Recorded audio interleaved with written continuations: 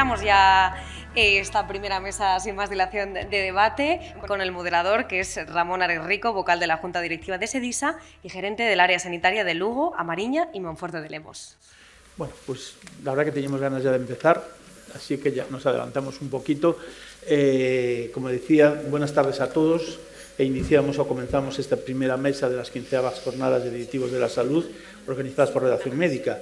En primer lugar, agradecer al comité organizador y a Redacción Médica pues, el invitarme a participar en esta mesa y pues, con estos cuatro compañeros y dar las gracias, como digo, al comité director y a Redacción Médica. Así que muchas gracias, José María.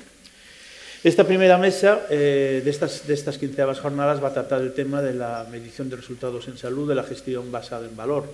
Es cierto que ya en la introducción y lo que nos dijo la directora general del Servicio Andaluz de Salud, pues ya de alguna forma también habló ya e introdujo el concepto valor y el término de gestión basada en valor.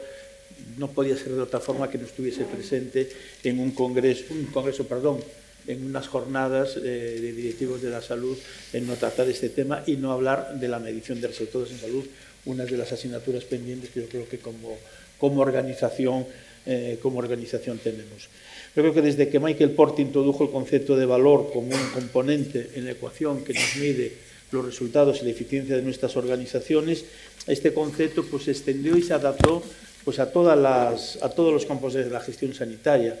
Y para enfatizar fundamentalmente la importancia de modular nuestras decisiones y nuestras actuaciones siempre en función de lo que represente este término de valor desde la perspectiva del paciente.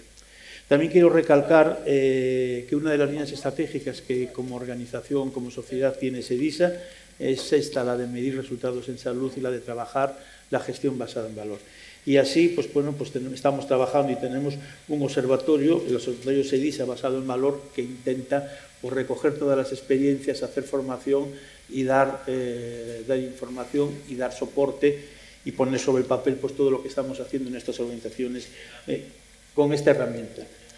Para desarrollar este tema, en la mesa contamos con cuatro ponentes excepcionales y que nos van a presentar experiencias propias en el desarrollo de esta herramienta. Los voy a presentar muy brevemente por el orden de participación. En primer lugar, Mariluz Márquez González, que es gerente de la Organización Sanitaria Integrada OSI Ezcarraldea en Carraterri, de Cruces, de Vizcaya, y que nos va a exponer pues, la experiencia que tienen ellos como organización. Yo creo que es de las organizaciones sanitarias o el Hospital de Cruces de los que más tiempo lleva trabajando en la gestión basada en valor, pero no tanto es la experiencia del hospital, del día a día y cómo se fueron organizando desde la estructura del hospital a la estructura de gestión integrada, pues para poder trabajar todo esto y intentar introducir el valor en el día a día de la organización. Mariluz es médico de familia, estuvo trabajando en el Hospital de Cruces, tiene una amplia formación en gestión, tanto en la Universidad de Newcastle, diplomada en especialización de Dirección Médica y Gestión Clínica en la Escuela Nacional de Sanidad, un posgrado de especialización en Economía de la Salud, Farmacoeconomía y Sistemas Sanitarios en la Universidad de Deusto de San Sebastián, el programa de gestión de directivos de SADE y también el programa avanzado de dirección sanitaria de la Deusto Business. Como experiencia de gestión, pues trabajó en el área de Uribe, en la OSI de Uribe como directora médica y después como gerente, y desde hace 1 año y medio, 2 años, directora gerente de la OSI que engloba al Hospital de Cruces. En segundo lugar, nos va a hablar Marta Olmo Rodríguez, gerente de los hospitales Rey Juan Carlos, Infanta Elena y General de Villalba de Madrid, pertenecientes al Grupo Quirón, y que va a exponer pues, la experiencia que tienen en la gestión de los procesos asistenciales con la digitalización de los mismos, incluso pues, algún proceso de éxito en el que ya tienen medidos resultados y que nos va a exponer pues, un poco su experiencia en la aplicación en todos los hospitales del Grupo Quirón en Madrid. Marta es licenciada en Psicología por la Universidad Autónoma de Madrid, tiene un posgrado en Dirección y Gestión de Centros Sociosanitarios, diplomada también en Liderazgo y Transformación del Sistema Sanitario por la Universidad de Deusto, un programa de alta dirección en IESE y también acaba de finalizar en la Harvard Business School, bueno, pues un programa top ejecutivo. Es decir, que su experiencia en el Grupo Quirón pues ya es desde hace años, trabajando sobre todo en las áreas fundamentalmente de responsabilidad de atención al paciente, y en la actualidad, y tras su paso como gerente territorial adjunta en el año 2002, es desde enero del 2023, ocupa el cargo, como digo, de directora gerente territorial de los hospitales concesionados de Quirón Salud en Madrid, Hospital Universitario Rey Juan Carlos, Hospital Universitario General de Villalba y el Infanta Elena. En tercer lugar, el ponente va a ser José Antonio Ballesteros Cabero, que es actualmente el gerente del área sanitaria integrada de Cuenca, y que nos va a presentar pues, un poco la experiencia que desarrollaron ellos de la aplicación de la digitalización, tecnologías de la información para mejorar la relación entre la atención primaria y la asistencia sanitaria, desde su experiencia desde un área de gestión integrada y cómo esto permite pues, medir resultados en salud y sobre todo también medir la satisfacción de pacientes y familiares. José Antonio Ballesteros es médico de familia, trabajó siempre en el área sanitaria de Cuenca, fue director general de asistencia sanitaria del SESCAM pues, durante 8 años y ahora, pues, desde el año, creo que anoté aquí, desde hace poco tiempo, es el gerente de área de gestión integrada, bueno, que son 30 y tantas zonas básicas de salud en un medio disperso y rural, y que el gran aliciente es que está en una fase de construcción del nuevo hospital universitario de Cuenca que promete mucho y sí que es la parte agradable de todo lo que nos toca, el poder pues bueno, gestionar y liderar ese proyecto, que es los pocos proyectos a veces que de tener la suerte que nos pueda tocar en nuestra carrera, en nuestra carrera profesional. Y el último ponente, José Antonio, es el gerente del Hospital Regional de Málaga. Él es lógicamente licenciado de doctor en medicina, es especialista en oncología médica, también lleva ya varios años de gerente en el Hospital Regional de Málaga, fue el presidente del Congreso de Hospitales que celebramos pues, 3 años, recuerdo, en Málaga, y nos va a hablar José Antonio pues, de la experiencia de ellos en la utilización y la importancia que tienen los pacientes en la gestión de todos los procesos, en la medición de resultados de salud y sobre todo la importancia que tiene el paciente experto en la toma de decisiones de nuestra organización. Yo tengo que agradecer, la verdad que es un honor pues, poder compartir esta mesa con vosotros por vuestra experiencia y por lo que nos vais a presentar, y comenzamos ya, que es con vosotros, con tal, Mariluz. Bueno, buenas tardes a todos. Lo primero, agradecer sinceramente la invitación a participar en este foro. Soy una convencida de que este tipo de foros en los que se abordan los temas que nos ocupan y nos preocupan en el día a día son de enorme interés y además un placer. Para aterrizar este tema tan interesante, y de acuerdo con el moderador, con Ramón Ares, he elegido el enfoque de identificar cuáles son los elementos en los que nosotros nos estamos apoyando. Estamos trabajando con más o menos profundidad, con más o menos madurez y con más o menos éxito para llegar a hacer una medición en valor de una serie de procesos y cómo de esos la forma de desplegarlo a los servicios de nuestros servicios o incluso unidades de profesionales. Bueno, el primer punto es la atención integrada. Somos una OSI, somos una organización sanitaria integrada. Quisiéramos ser sociosanitaria, pero las dificultades legislativas de nuestra comunidad hacen que sea más difícil hacerlo estructuralmente, por lo tanto lo tenemos que trabajar funcionalmente. Ser una OSI significa que compartiendo cultura y valores, con una gobernanza común, con un enfoque poblacional, prestamos una atención integrada. Es decir, nos enfocamos no solo en la enfermedad, sino también en la prevención y en la promoción de nuestra población de referencia. Bueno, ¿y cómo se mide esto? Los aspectos estructurales puede resultar más fácil de medir, midiendo el número de personas que trabajan, la gestión económica, lo que nos gastamos. Empiezan a encontrar más dificultades cuando nos ponemos a medir la coordinación de los procesos asistenciales o incluso de información, y se complica todo más cuando tenemos que hablar de resultados. Hemos utilizado distintas herramientas para medir la colaboración entre los profesionales, las herramientas como el cuestionario de Amour, otras como el IEMAC para ver la implantación de la gestión de los procesos crónicos, y son herramientas en las que nos comparamos y vemos nuestra tendencia a lo largo del tiempo. La estratificación, creo que todos ustedes la conocen estupendamente. Se trata básicamente de, en base a un índice predictivo, intentar identificar los grupos de población que necesitan una intensidad de cuidados y poner los recursos para responder a esas necesidades. El hecho de que se comparta en primaria y atención hospitalaria hace que podamos ser más efectivos y sobre todo medir qué es lo que estamos haciendo a lo largo de todo el proceso asistencial.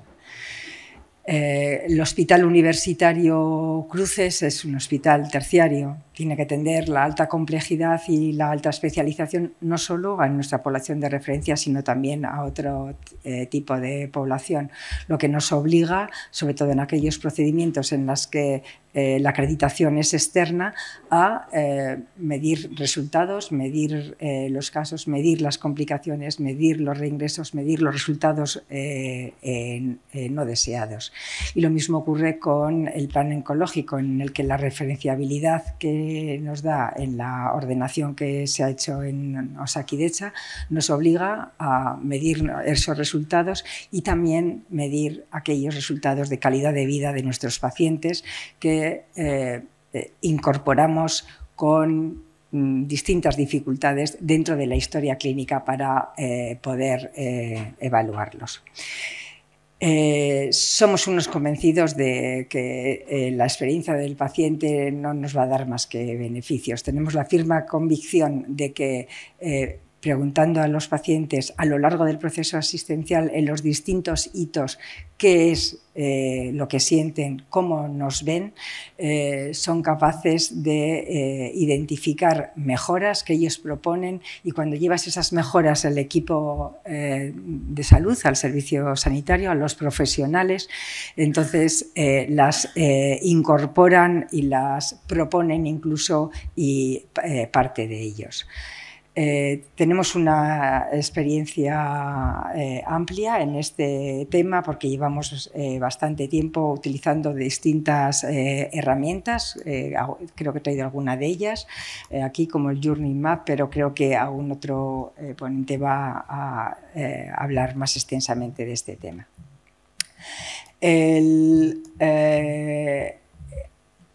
El denominador de la ecuación de Potter es imprescindible para poder terminar de cerrar el círculo. Llevamos unos años profundizando en el coste por paciente, en el coste por enfermedad y además a lo largo de todo el proceso asistencial. Y este dato se lo intentamos devolver a nuestros profesionales. Rápidamente, adecuación a la práctica asistencial, convencidos de que el gasto sanitario, como se ha dicho, se incrementa con la incorporación de la tecnología tanto diagnóstica como terapéutica. Pensamos que aún así, el coste mayor de nuestras organizaciones está en los profesionales, exactamente en el tiempo de los profesionales.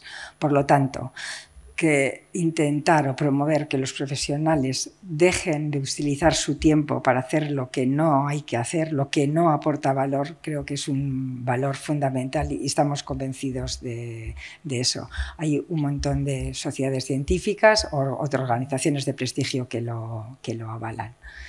Por último, la humanización, simplemente para decir que es una línea que hemos incorporado con el rigor, dándole un plan con indicadores que no habla solo de cómo son los entornos sanitarios, que no habla solo de cómo incorporamos la voz del paciente o su autonomía o sus aportaciones, que también, sino estamos intentando trabajar en la experiencia, ¿por qué no?, del profesional, que después de todo, para muchos modelos es la cuarta meta. Todo esto nos lleva a que llevamos un camino recorrido en distintos proyectos de enfermedades con los que hemos aprendido, con los que hemos pilotado. Algunos de ellos no han tenido el éxito esperado, pero hemos extendido esta inquietud entre los profesionales y ahora estamos en posición de ya avanzar hacia patologías más prevalentes que en las que se trabaje todo el proceso asistencial, tanto en la primaria como en la atención hospitalaria. Medimos un montón de cosas, tenemos un montón de resultados, pero no conseguiremos nada si es que esto no lo implementan nuestros profesionales. ¿Cómo pretendemos que nuestros profesionales participen, aparte de extender la cultura y tener este tipo de conversaciones, que es lo que hace que cambien las organizaciones? Pues lo estamos haciendo con una organización matricial en la que por una parte está la gestión de procesos, en la que tenemos un mapa de procesos y vamos acreditando todos los procesos pues, por auditores externos, en las que se combinan profesionales de medicina y de enfermería y otras categorías, y por otra parte unos contratos de gestión clínica en las que replicamos un poco los objetivos de eficiencia, objetivos asistenciales, objetivos estratégicos y los objetivos de innovación y técnicos. Son instrumentales, son herramientas, llevamos ya tiempo aplicándolos, convencidos de que, a fin de cuentas, solamente si a la estructura, a la transformación organizativa le añadimos la transformación cultural con el apoyo de la digitalización, conseguiremos mover un poco nuestras organizaciones. Muchas gracias.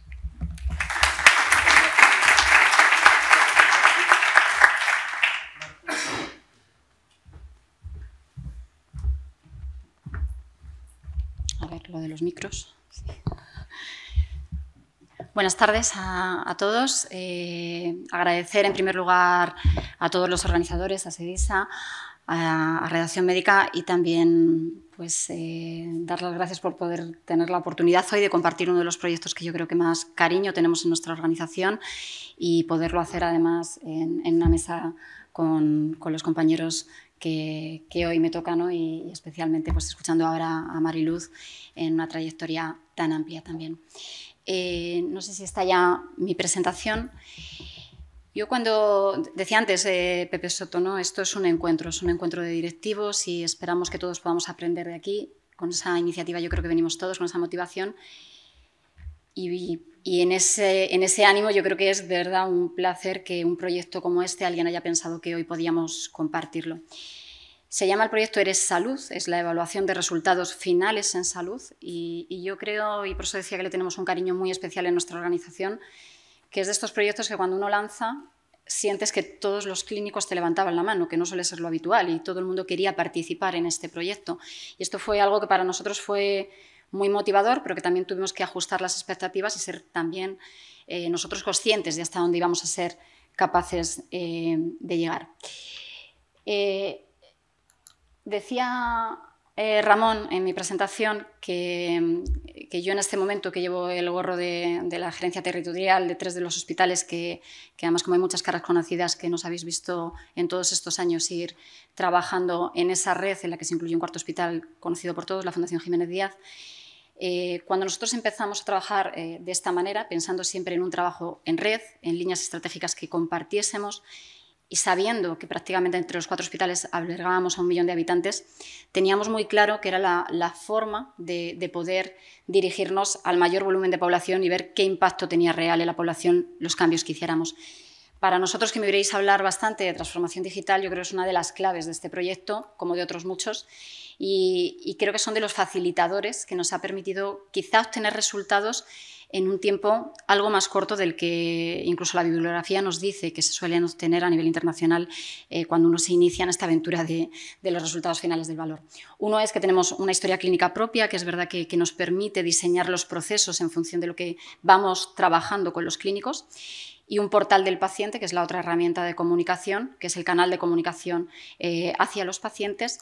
Pues son ya más de 15 años de historia clínica electrónica, 9 años con un portal del paciente que en este momento, pongo ahí, ¿no? Estamos, yo creo que es 1.200.000, 1.300.000 ciudadanos que en este momento están dados de alta en el portal del paciente en la red de los 4 centros, más de 6 millones en el grupo Quirón Salud. Esto significa que nos encontrábamos en una situación en la que nosotros solemos decir casi de madurez tecnológica de los profesionales. Es verdad que llevamos un recorrido que os intentaba pintar, ¿no? en esta trayectoria, desde el inicio de la historia clínica electrónica a cuando fuimos incorporando el portal del paciente o diferentes proyectos muy relacionados con la transformación digital, que entendíamos que nuestros profesionales estaban en esa clave de madurez digital, pero lo estaban nuestros pacientes, que eran los interlocutores con los que nos teníamos que comunicar. Pues para que os hagáis una idea, ¿no? Yo creo que el portal, que es una de las apps de salud en este momento más descargadas, el 60% de nuestros pacientes utilizan el portal en los últimos 6 meses, que no todos tenemos una cita, es decir, tenemos una interacción con los profesionales para otros motivos. Y el 70% sí es en el momento que hemos tenido cita, puesto que sí estábamos en disposición de poder trabajar con escalas validadas y asegurarnos que le llegaba al paciente gracias al portal del paciente. Pues qué pregunta nos hicimos, la que nos hacemos todos, ¿no? Si tenemos que tomar decisiones y como gestores nos toca decidir dónde ponemos los recursos en un momento de innovación tecnológica, decía Marilú, de innovación terapéutica, tendremos que medir cuál es el impacto de esas innovaciones, de esas inversiones en, como define Porter, ¿no? Lo que de verdad le importa al paciente, porque al final medir valor es medir lo que de verdad le importa al paciente. Y en organizaciones en las que estamos muy acostumbrados a medir actividad, volumen, pero no valor, no resultados finales, esto era un reto, yo creo que importante para todos y que implicaba buscar realmente cuál es el impacto de nuestra intervención clínica en los pacientes, no en el corto plazo, sino también en el medio y largo plazo. Cómo estábamos trabajando y qué impacto tenía en la vida del día a día de cada uno de nuestros pacientes, en esa toma de decisiones, en su calidad de vida, en lo que de verdad les importa a cada uno de ellos. Y todos siempre hablamos, ¿no?, de si finalmente los modelos de aseguramiento permitirán garantizar la financiación vinculada al valor. Antes hacíais referencia, ¿no?, a la fórmula de Porter, y aquí me detengo poco porque es conocida por todos, ¿no?, el medir esos resultados clínicos en el numerador más los resultados reportados por el paciente, los outcomes en salud o en experiencia paciente, los PRENS, los famosos PRONS y PRENS. Nosotros en este arranque, lo primero que pensamos en el año 2020, enero del 20, cuando arrancamos, era vamos a nutrir bien ese numerador. Necesitamos que nuestros profesionales hablen este lenguaje, entiendan qué es evaluar. Estábamos todos muy habituados a medir satisfacción, encuestas de opinión, NPS, fidelidad, pero pasábamos a experiencia paciente, incorporábamos un salto más en incorporar la voz del paciente a nuestra práctica clínica, nos metíamos en PRENS y PRONS, pues vamos a nutrir todo este numerador, que tenemos muchos indicadores de costes y clínicos, no todos los que quisiéramos y desde luego no aterrizados a proceso. Y ese, que fue el arranque, lo primero que nos implicó a todos fue formarnos mucho, ver qué había fuera, la famosa rueda de Aichon, ¿no?, que todos veíamos a ver si podíamos replicar los procesos que todos sabemos que otros ya han empezado. Hicimos una labor de formación, de aprendizaje, hicimos una guía propia de, oye, ¿por dónde empiezo yo mi servicio si me quiero poner a medir resultados finales en salud? ¿En qué procesos ya hay experiencia y yo puedo replicarlos? Y algo que era muy importante, de cara al paciente, porque estábamos preguntando a los pacientes Los pacientes los tenemos bombardeados a preguntas todos, a mensajes. Que el paciente nos contestara a escalas a veces tan largas, si las habéis visto, era muy importante que explicáramos bien al paciente que esto no era una encuesta, que no era una valoración más de su satisfacción después de que le acabábamos de preguntar su NPS, sino que entendiera que esto iba a impactar directamente en los resultados en su salud.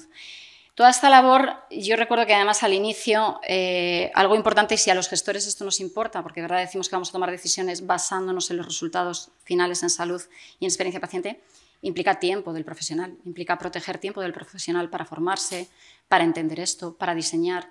Y esto, pues todos sabemos lo que implica en nuestro día a día, ¿no? Yo creo que esto fue un ejercicio bastante importante. En este momento hay 20 equipos multidisciplinares trabajando en procesos concretos, 36 trayectorias que ya se han lanzado y más de 48.000 pacientes que se han comunicado con nosotros y nos han enviado sus escalas de salud. No todos los procesos llevan alerta, porque no todos lo requieren, pero algunos de ellos yo quería ejemplificar hoy con hematología. Ahora os daré algunos resultados, que me insistía Ramón. Cuéntanos algo con resultados para que veamos a dónde se ha llegado.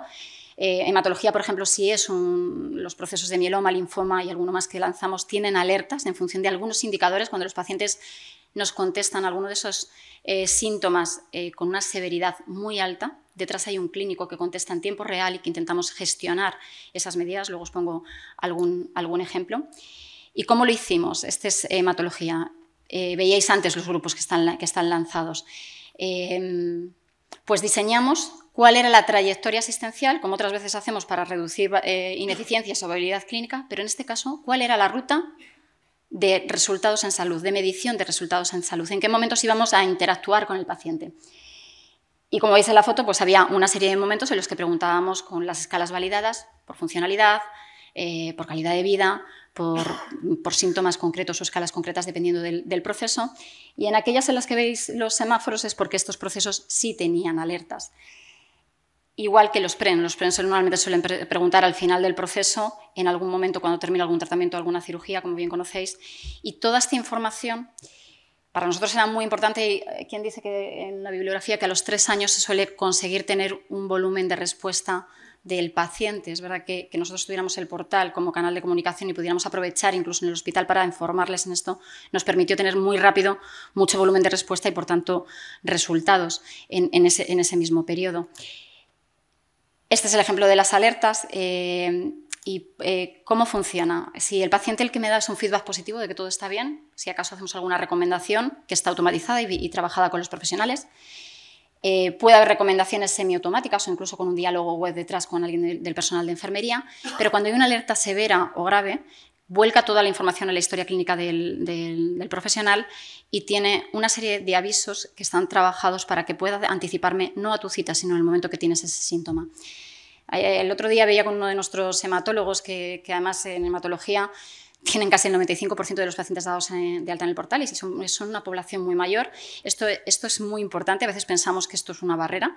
En estos momentos la pirámide poblacional que tenemos nosotros de portal del paciente se corresponde exactamente con la que tenemos de ciudadanos, es decir, tenemos muchísima población mayor dada de alta o dado de alta su cuidador, que también cuenta, y era el objetivo, que el cuidador también pudiera darnos su feedback. Y me comentaba un ejemplo de un paciente que hablaba de una fatiga severa, bueno, pues una serie de síntomas. Pudimos ver que tenía una analítica hecha, pero que no tocaba revisarla hasta dentro de unos días en su cita, con una hemoglobina de 7, y pudimos contactar con el paciente, hacer la transfusión sin necesidad de que ese paciente seguro hubiera empeorado en su salud, hubiera acudido a los servicios de urgencias. Termino ya, Ramón. Todo ese volumen de información que hacemos es muy importante que nosotros como organización, este es el cuadro de mandos que como gestores tenemos o como clínicos también, en el que te permite jugar con las escalas, con los indicadores clínicos, con la edad, con el sexo, con todos aquellos parámetros que te permite saber en cada uno de los ítems de las escalas qué está ocurriendo. Pero también es muy importante, tienes la foto al otro lado, que el paciente vea que este ejercicio que le estamos haciendo de darnos tantísima información, ¿qué significa para él? ¿Cómo estoy yo respecto a otros pacientes con cáncer de próstata? ¿Cómo estoy yo respecto a mí mismo hace 6 meses? ¿Cómo estoy yo respecto a otro paciente con VIH?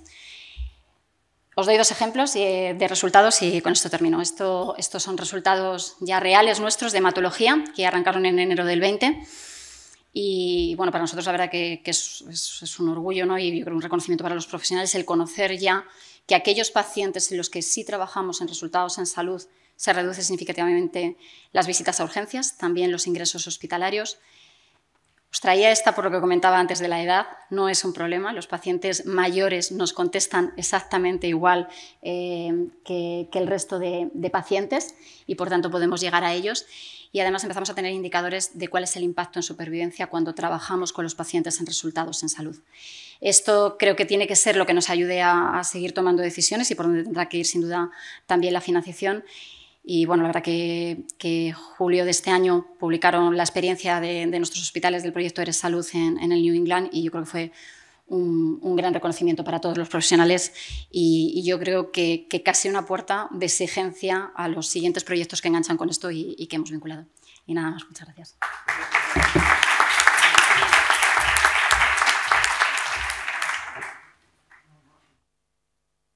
Pues ahora, José Antonio, como quieras. Buenas tardes. Buenas tardes.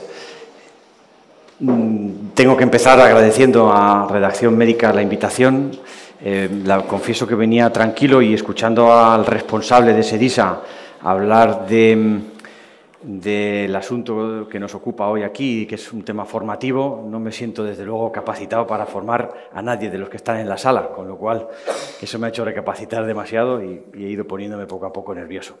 Gracias, de todas maneras, por invitarme y no pienso desaprovechar la oportunidad de contar pues, una experiencia de éxito que tenemos en mi región, Castilla-La Mancha, ligada a algo que hablando del tema que nos ocupa hoy aquí, de medición de valor, no podía dejar o quedarse fuera de la mesa.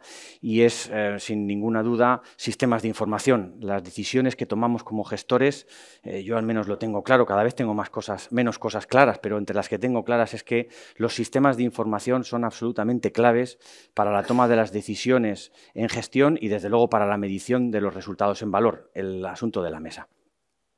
Esos sistemas de información son absolutamente decisorios y tienen que parirse, tienen que iniciarse de una forma muy clara y muy concreta, bien definido el porqué, el para qué del sistema de información y, sobre todo, algo importantísimo de cara a la clave de lo que estamos hablando hoy aquí, y es que hablen el mismo idioma todos aquellos que estamos intentando medir lo mismo. Y, por tanto, si decidimos medir una cosa, el lenguaje debe ser común y los sistemas de medición deben ser los mismos, porque la clave de todo esto para medir valor es compararnos primero con nosotros mismos en series históricas, debemos analizar de dónde venimos y todo basado en un mismo sistema de información y además tienen que servirnos para compararnos entre nosotros, entre iguales, por ejemplo, en Castilla-La Mancha, para compararnos entre los distintos servicios y las distintas prestaciones de las que estemos hablando. La experiencia de la que quiero hablar, girando todo en torno a lo que venía contando, es la teledermatología en Castilla-La Mancha. Es una experiencia de éxito, sin duda, pero no quería hablar de ella como experiencia de éxito y como herramienta clínica que hoy se ha constituido, ahora lo contaré, sino como el sistema de información que en su día fuimos entre todos los intervinientes capaces de definir y de diseñar, está aportando un valor impresionante, incalculable en la toma de decisiones y a nuestros clínicos y a nuestros pacientes, que es al final para los que trabajamos.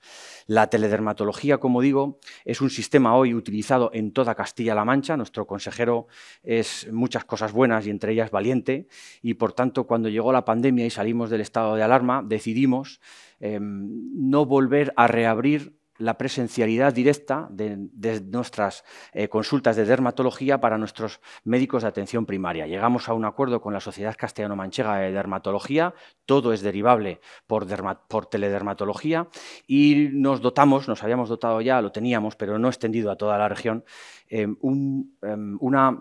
un proyecto informático, de una herramienta clínica que se definió específicamente para la dermatología y que está extendida, como digo, a toda la región. Todas las gerencias de la región, todos los hospitales y todos nuestros centros de salud y consultorios locales, más de 1.500 médicos de familia, están hoy en día y desde hace tiempo utilizando exclusivamente la teledermatología para relacionarse con los servicios de dermatología. Esto está suponiendo una auténtica revolución. Es una herramienta muy fácil de utilizar, carga por lotes las imágenes, las vincula a informes clínicos desde el ámbito de la primaria y posteriormente desde el ámbito de la hospitalización, de dermatología, y permite además cargarse y, por tanto, analizar todo lo retrospectivo en cuanto a las imágenes en el PACS de Iconos. Iconos es la imagen digital que tenemos en Castilla-La Mancha desde hace muchos años. Como digo, al margen de lo que está suponiendo esta herramienta, que está suponiendo que en cuestión de apenas 8 días podamos diagnosticar hoy en día cualquier tipo de melanoma, de carcinoma y demás, cuanto antes pasaban semanas, si no meses, hasta que el paciente aparecía por las consultas del dermatólogo, hoy en día esto no es así. Estamos operando pacientes con melanomas en apenas 15 días después de ser vistos por su médico de familia en cualquiera de nuestros pueblos de Castilla-La Mancha. Esta herramienta, insisto, es muy importante en una comunidad autónoma como la nuestra, donde, me gusta decirlo, caben a la vez Holanda, Bélgica, Dinamarca, Luxemburgo y aún sobra sitio para alguien más. Bueno, pues implantar una herramienta como esta, en la que el paciente no viaja, sino que lo que viaja es el conocimiento, tiene un valor estratégico fundamental. Al margen de eso, hoy quería hablar de ella por el sistema de información con el que nos dotamos. Ese sistema de información que es complejo, pero completo para toda la Castilla-La Mancha, nos está permitiendo, yo lo estoy viviendo ahora desde mi propia gerencia, me está permitiendo compararme conmigo mismo en la serie histórica desde que estamos y, por tanto, hablar con mis dermatólogos al respecto de lo que venían haciendo y lo que están haciendo ahora mismo y compararnos con nosotros mismos, pero a la vez también comparar un montón de indicadores con todos los profesionales de dermatología de toda la región. Y esto tiene un valor absolutamente incalculable. La clave de lo que estoy hablando hoy aquí gira en torno a las decisiones que creo que tenemos que tomar como gestores, como directivos de la salud, y que giran en torno a huir de herramientas departamentales que aportan muchísimo y que nuestros clínicos nos bombardean casi diariamente con muchas de ellas y que seguro estamos cargadas de buena voluntad, aportan muchísimo a su día a día y al paciente en ese momento en concreto, pero a la larga lo están aislando de una manera crítica, casi diría yo dramática, para estos pacientes, porque nos van a impedir en un futuro poder compararnos como podemos hacerlo ahora mismo con la dermatología. He traído esa herramienta que me parece absolutamente estratégica y fundamental, ligada al sistema de información que decía y que nos está permitiendo comparar, pero también hemos hablado de ya otras, no me quiero extender más, porque lo que ha contado la doctora Marqués al respecto de la estratificación, de la GMA, de la gestión del paciente crónico pluripatológico complejo, ligado a un sistema de información tan exhaustivo y tan detallado y que aporta tanto proactivamente al paciente, desde luego en una mesa como esta no se podía quedar de lado y es estratégico. Son decisiones que en nuestro día a día tomamos como gestores y que entiendo, quería traer hoy a la mesa la valoración de huir de lo departamental, huir de las líneas estratégicas de determinados servicios o prestaciones para pensar a mayores en líneas estratégicas, en nuestro caso como conjunto regional de salud. Ojalá pudiéramos llegar en un día pues, a pensar como Sistema Nacional de Salud en herramientas de este tipo. Muchas gracias, José. Gracias.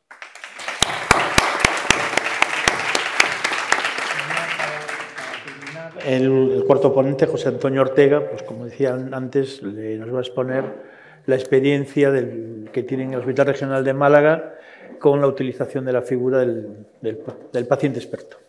Muchas gracias. En primer lugar, agradecer y felicitar a Redacción Médica, a su presidente, a José María Pino, agradecer a mi contertulio, a Farmaindustria, la invitación. Quiero ser breve porque creo que vamos muy mal de tiempo. El Complejo Hospitalario Regional de Málaga, Universitario de Málaga, somos 4 centros, dentro de poco seremos 5 centros hospitalarios dentro de Málaga. Somos referentes para una población de 1.800.000 habitantes para cirugía torácica, neurocirugía, cirugía torácica y cirugía plástica, ¿no? Somos referentes incluso para Melilla. Entonces tenemos una población tremendamente amplia para atender, ¿no? Voy a hablar de experiencia del paciente. Sabemos y todos sabemos que un hospital o un centro de salud es un lugar de sentimiento. Es decir, siempre lo digo, todos los emoticonos habidos y por haber los tenemos dentro del hospital, incluso de cualquier país. Están referidos en nuestro hospital, ¿no? Yo quería establecer 2 diferencias y yo creo que todos las conocéis. Una cosa es la empatía que tenemos los médicos, las enfermeras, los celadores, cualquier personal, y otra cosa es la propia experiencia del paciente. Yo creo que tenemos que diferenciar esos dos conceptos porque van unidos en la humanización, pero diferentes, ¿no? Este vídeo que va a comenzar a ver es, si comienza el vídeo comienza.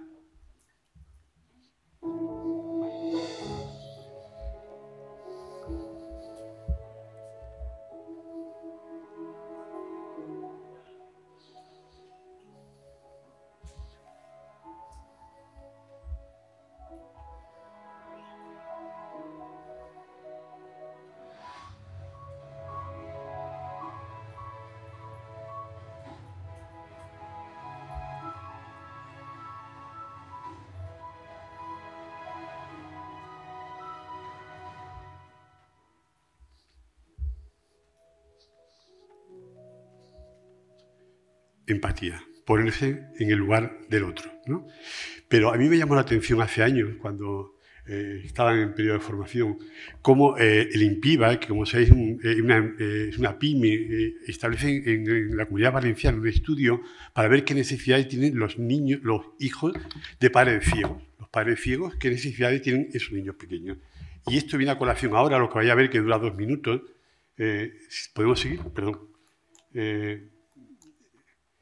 Esto es el INPIVA en la Comunidad Valenciana. La voz.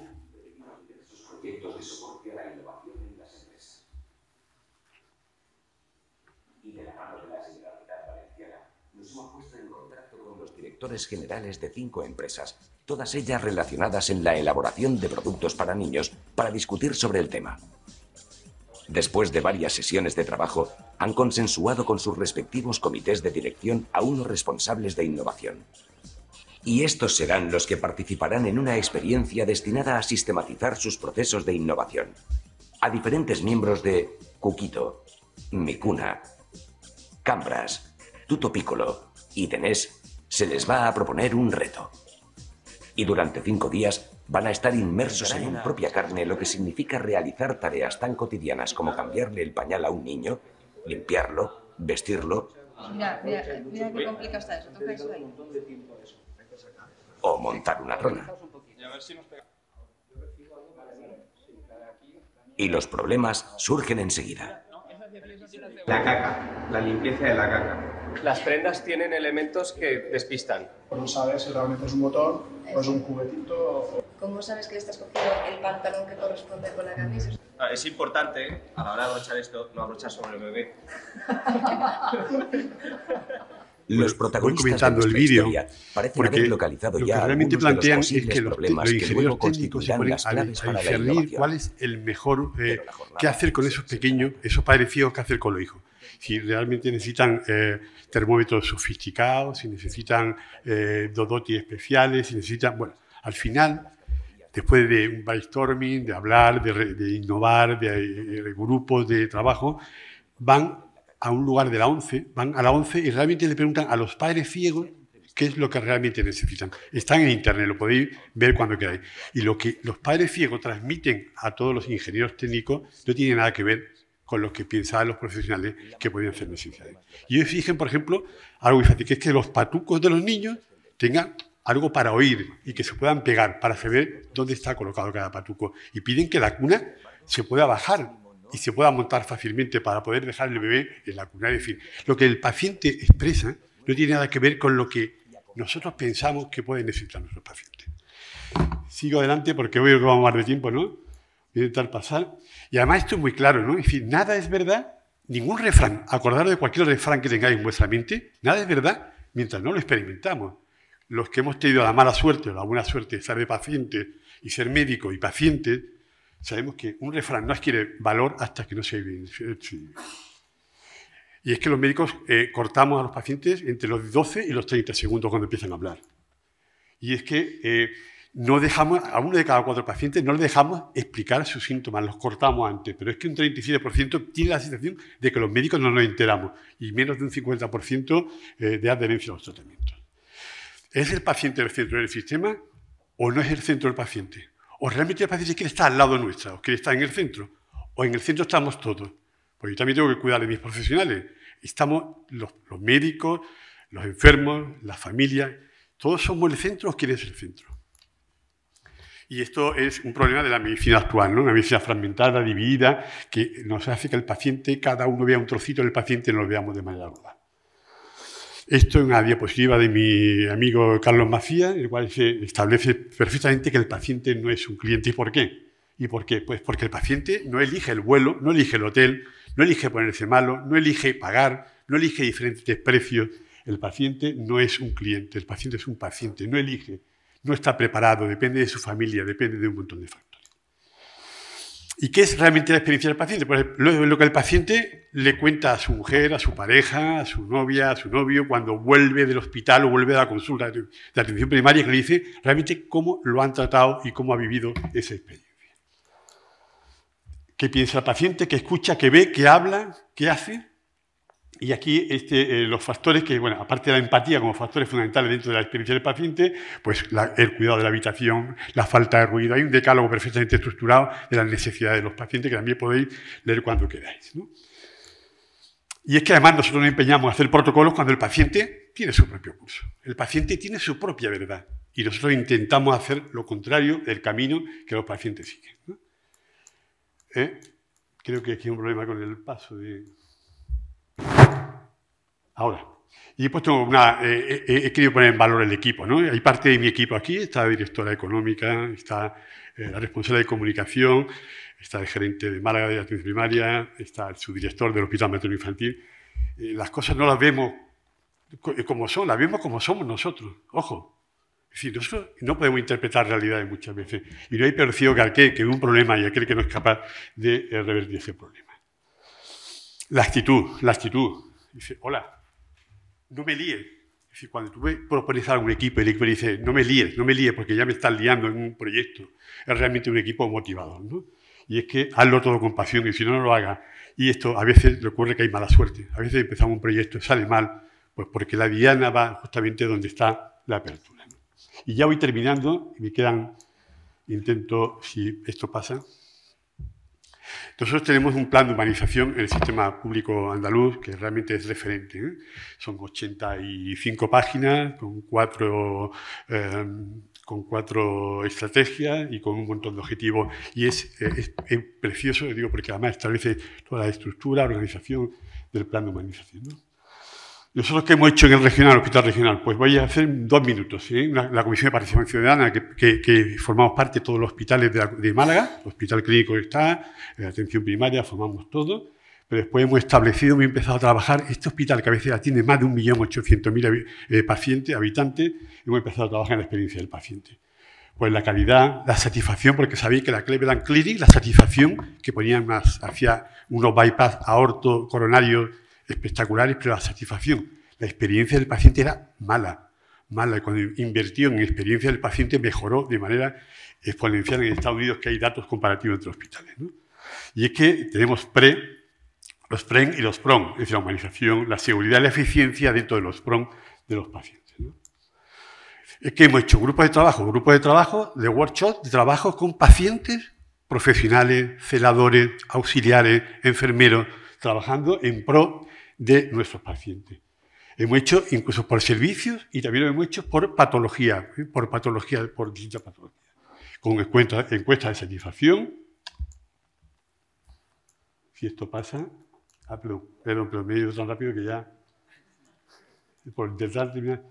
Termino. Hemos realizado una calidad, ahora mismo en el área de hospitalización, una calidad percibida por el paciente al alta de nuestros hospitales, una muy fácil de rellenar y con un QR en el cual el paciente puede contestar. Ahí tenemos los datos que transmitimos a los servicios para aspectos de mejora. En los workshops que hemos comentado antes, hacemos revisiones de las reclamaciones y aspectos de mejora para esas reclamaciones. Hacemos mecenazgo, esto de antes de ayer, cómo las organizaciones de pacientes ayudan a la investigación al propio hospital. Y ya por último, seguimos adelante intentando mejorar la experiencia del paciente. Gracias. Muchas gracias, José Antonio. Bueno, yo creo que ya empezamos con un cuarto de hora. Tenemos 10-15 minutos máximo pues, para abrir un un debate, un coloquio y no sé si tenéis alguna pregunta. Si no, pues hacemos una primera pregunta desde aquí. No sé si... Yo, bueno, un poco para seguir, yo comentaba al inicio que una de las líneas estratégicas de SEDISA era el Observatorio de Gestión Basada en Valor. Y un poco, bueno, pues una de las actuaciones de este observatorio pues fue realizar un sondeo, una encuesta entre directivos el septiembre del año pasado. Y una de las, bueno, de las varias cuestiones que salieron, bueno, en cuanto a cómo hacer realidad la gestión basada en valor, cuáles eran pues los retos más prevalentes para hacer realidad esta, pues salían fundamentalmente 3 en los que había que trabajar. La formación en la gestión basada en valor, la orientación de nuestros profesionales a esta herramienta y esta forma de gestionar, y yo creo que también la responsabilidad de los propios directivos en la gestión del cambio. Y a partir de ahí también se preguntaba pues, qué medidas eran más importantes para afrontar estos retos. Entonces, la que tenía un mayor porcentaje de contestación, con el 81%, era el cambio de la cultura de la organización, el trabajar en red entre organizaciones sanitarias hacia la gestión basada en valor y medición de resultados, era un 52,7% como medida importante para conseguir los retos de esta herramienta. Implementación de interoperabilidad entre los sistemas de información, cosas que fueron saliendo en las presentaciones.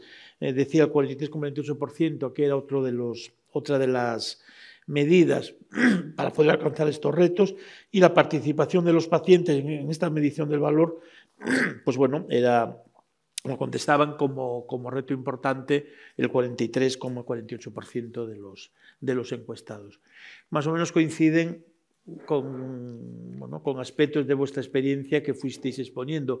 No sé de estas 3 donde consideráis todos aquellos que quieren empezar, porque después el problema que tenemos es que la medición de resultados en sí es un problema, bueno, es una asignatura pendiente, una de las asignaturas pendientes de nuestras organizaciones.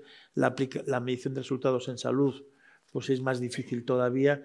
¿Y por dónde tenemos que empezar teniendo el criterio, cualquiera de vosotros con vuestra experiencia, el que quiera empezar, por dónde tendría que empezar a trabajar con estas medidas?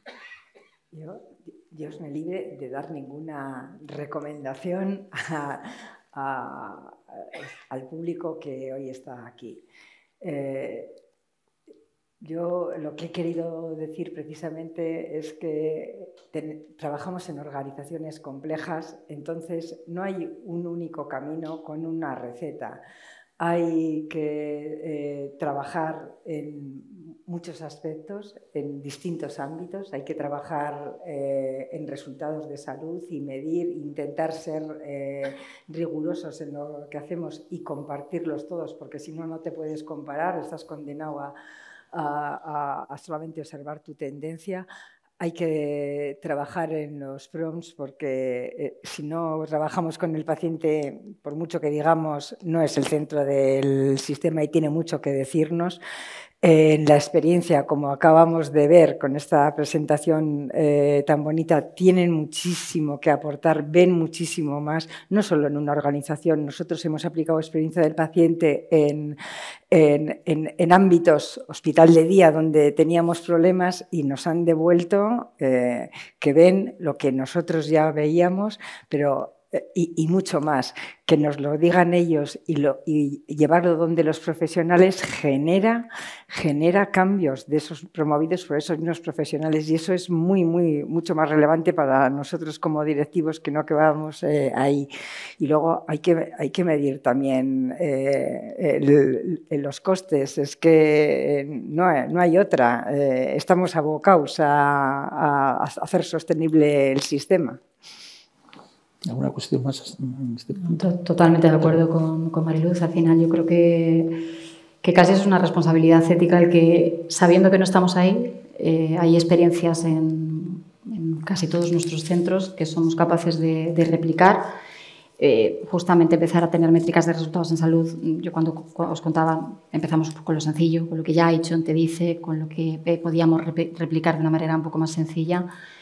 para intentar estar un poco más por delante del camino, que es lo que nos toca a todos en este momento en el que la sostenibilidad del sistema, la escasez de médicos, los problemas habituales que compartimos todos, pues también pues que compartamos las soluciones que tenemos en cada centro para intentar estar un poquito más adelante, ¿no?, en esa medición de resultados en salud, que además sabemos que será el cambio hacia ofrecer de verdad lo que a los pacientes les importan y sin duda hacia la financiación, porque no habrá otro camino. Bueno, yo quería comentar algo. Es decir, realmente, llevando un poco a todo cómo más muy eficiente el sistema, creo que atención primaria, tenemos compañeros aquí de atención primaria, todos los estilos de vida, tenemos que recordar e intentar insistir muchísimo en los estilos de vida que impactan en la salud, los determinantes de salud. Tenemos que ver, como ha comentado mi compañera, ese 25-33% de actividades que no aportan valor en los hospitales para hacer más eficientes, dónde la dedicamos. Y después algo que tenemos que trabajar es en comparar los hospitales unos con otros. Es decir, realmente para que el paciente tenga información, como hace en Estados Unidos, realmente qué hace mi compañero en Cuenca y qué hago yo en Málaga, y si yo realmente, y esa al día tendremos que poner igual que la tarjeta sanitaria, que parece que es complejo, pero que se podrá hacer un día, pues tener comparativa de los hospitales, de todos, de los hospitales entre nosotros, para poder realmente ver qué aportamos cada uno de valor. Yo quería preguntar a mi compañera de Quirón, los NRS para valoraciones profesionales, en cuanto a la valoración profesional, ¿eso al final tiene valor, no tiene valor, aporta valor, no aporta valor? La encuesta de satisfacción del paciente respecto al profesional que le ha atendido.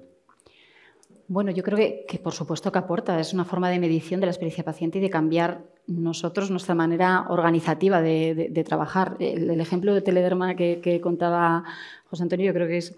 Seguro que si preguntamos a esos pacientes que veníamos de vivir y que es un problema común y que compartimos todos, ¿no?, pues al final, por supuesto que tiene que cambiar la forma de trabajar y también lo que implica para nuestros profesionales esos cambios. Lo que pasa que desde medir en encuestas de satisfacción a medir en otro tipo de métricas, creo que esos son los pasos que tenemos que dar y que realmente impactarán en lo que implica para nuestros profesionales y para nuestras organizaciones, porque será una forma diferente de incorporar la voz del paciente. No solamente si están satisfechos sí o no, contentos sí o no con el trato, con la comida, sino cuando te pones en este tipo de métricas es muy curioso, porque hay momentos en los que los pacientes te dicen, si a mí lo que me importaba, yo daba por hecho que mi cirugía de cadera iba a ir bien, que yo no iba a tener una complicación o una infección, vas con incertidumbre, pero yo lo que quería era después seguir montando en bici como hacía habitualmente. ¿Eso ha cambiado mi vida? ¿Sí o no? Eso es lo que a mí me aporta valor como paciente. O una señora que nos decía, me acuerdo perfectamente de esta, si yo lo que quería era ponerme los tacones en la boda de mi hija y no sabía si iba a llegar. Son cosas que no nos planteamos en el día a día y realmente que ese hito para el paciente se consiga en el tiempo que nosotros nos establecemos y con nuestros indicadores clínicos y de efectividad son los que por los que tenemos que trabajar y por los que tenemos que tener en cuenta lo que los pacientes nos dicen con los costes. Mariluz, que te di la razón, con los costes. También, bueno, no sé si hay alguna cuestión, si no, preguntamos, seguimos. Si me permites, sí. Ramón, quería apuntalar todavía más lo que se está apuntando en la mesa y es la visión del paciente. Si queremos evolucionar en el cambio, yo no sé si tanto hablar del cambio, pero en la evolución del sistema tiene que conducirnos a meter al ciudadano en los fogones de la organización. Y no lo está. Nos guste o no, no lo está. Yo en el área al que acabo de llegar tengo 43 comisiones o subcomités distintos, 43, dejando al margen los consejos de salud de área o de zonas básicas de salud, en los que indudablemente están, y en ninguno de los 43 hay un solo ciudadano. Yo no digo que en los 43 tengan que estar, indudablemente hay perfiles muy claros y comisiones muy claras en las que un poco tienen que apuntar, hay quien lo duda, pero en muchos de todos ellos sí. Y creo que nuestra función, o una de nuestras funciones como gestores, es introducirlos. No sé si crear comisiones específicas de ciudadanos, es una buena idea y desde luego me la llevo, o introducirlos casi en cada una de las comisiones, pero avanzando en lo que llamamos humanización del sistema sanitario, es introducirlo realmente en la toma de decisiones, introducirlo en los fogones. Nosotros, José Antonio, al hilo de lo que estás comentando, esos workshops por servicios, donde el paciente experto, primero se analizan reclamaciones presentadas desde los pacientes, se analizan y se actúan con mejoras, y donde están todos los profesionales, la visión que tienen todos los profesionales, y es fácil montar esos workshops. la información que te da y lo que te aporta es tremendamente, porque pequeñas cosas mejoran efectivamente. Por ejemplo, cualquier circuito quirúrgico que tú le puedas mostrar a los pacientes, que el paciente sepa qué experiencia va a tener dentro del área quirúrgica, aporta un valor añadido importante. Viña, una última cuestión.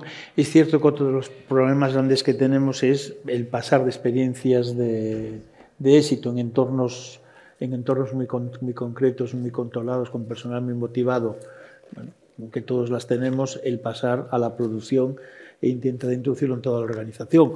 O tenemos la suerte de vía normativa, se hace enhorabuena que se haga para todo el mundo y lo podemos implementar, pero bueno, esa situación no es la que tenemos en nuestro día a día.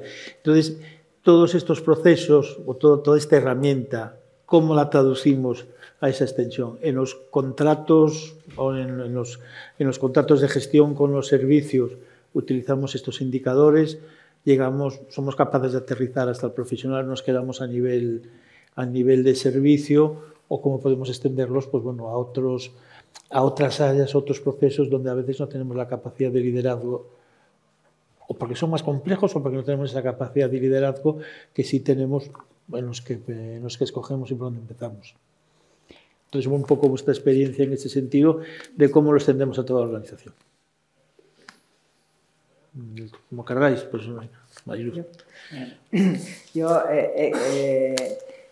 creo que cambiar la organización, intentar impulsar desde la organización, desde la estructura, desde los servicios que se crean, que vengan a que se les mida, que vengan el jefe, que vengan los acompañados de profesionales, que lo reporten en los servicios y que compartan esos resultados, que se los crean y que los discuten a muerte, los resultados. Yo creo que este no es bueno, este sí, tal cual, es fundamental. Pero eso consigues, como todas las organizaciones, con los pioneros y a base de empujar y repetir con una cierta masa crítica. Luego hay que ir haciendo otros movimientos para que la cultura cambie. Y la cultura, bueno, no se cambia en 2 días. La cultura es. Sin duda, bueno, yo creo que va de gestión del cambio, ¿no? Al final, y es cultural, es lo que dice mi compañera, ¿no? Y al final, pues los pactos clínicos nos pueden ayudar, que yo creo que es por donde apuntabas, Ramón, pero en esos cambios luego hay que acompañar, hay que dar ejemplo, hay problemas, todos nos encontramos los 10.000 baches por el camino y cuando no resuelves en esos baches pues nos quedamos atrás y de nada sirve que digas esto es hacia dónde vamos y lo he puesto en los pactos si en el día a día también desde la dirección no se dan las soluciones y yo creo que la determinación para seguir buscando el objetivo independientemente de todos los factores y las variables que a todos en el día a día nos acompañan, pero forma parte del liderazgo, de los pactos clínicos, del cambio cultural, de tirar de esos que siempre levantan la mano para ejemplificar, porque es verdad que un ejemplo entre pares ayuda siempre, ¿no? Cuando hablamos de liderazgo clínico y luego, sin embargo, es mucho más impositivo en otras ocasiones, pues yo creo que en esa línea. Están indicando que toca. Tiempo cumplido. No sé si queréis alguna cuestión más, José Antonio. Está en la línea de lo que venías diciendo. O sea, que hablabas de los contratos programa o de introducir cambios en los contratos de gestión y estoy de acuerdo, hay que ir introduciéndolo, pero desde luego, como quiera que no solo no se electrocuta a nadie que lo incumple, sino que ni siquiera le mordemos, pues bueno, los contratos programa y los contratos de gestión tienen su importancia y hay que ir introduciéndolos, pero yo creo que la clave va por lo que hablábamos de la cultura, de la dinámica cultural, sí. Perfecto. Nada, yo estoy de acuerdo con ello. Es decir, el contrato programa cada vez tenemos que meter más a los profesionales aspectos que los servicios consideren esenciales para cumplir su objetivo. Es una cultura, un cambio de cultura en el cual el propio, si tú haces algo y los profesionales no están contigo, al final no va a ninguna parte. Tienes que llevar el contrato programa, creo que es importante que los servicios puedan opinar, puedan participar y puedan establecer objetivos de acuerdo con la gerencia de esos servicios. Pues bueno, pues yo creo que ya tenemos ya el tiempo cumplido. Muchas gracias a Mariluz, a Marta, a los dos José Antonios y nada, y es cierto que en la encuesta que comentaba de SEDISA, de lo que salen en la misma es que el 96,34% de los participantes, de los directivos, creen que el liderazgo transformacional de los directivos de la salud es bastante muy necesario pues, para impulsar y para poner en marcha la gestión basada en el valor, en la que los resultados de salud es fundamental.